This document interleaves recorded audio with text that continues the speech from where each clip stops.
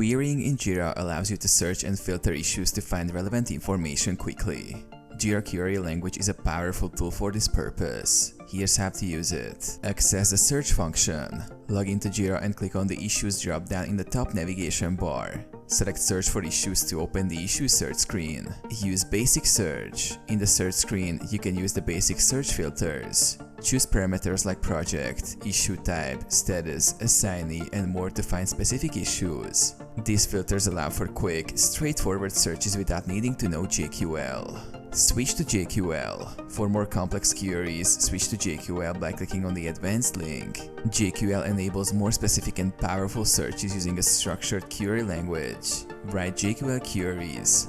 Enter queries in the JQL bar using Jira fields, operators, and values. For example, project equals project name and status equals open.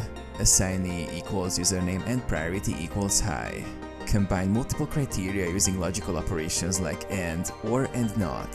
Save and share queries. Once you've crafted a useful query, click Save As to store it for future use. You can also share it with team members or create filters. Use filters and dashboards. Apply saved queries as filters to dashboards or boards to continuously monitor specific sets of issues.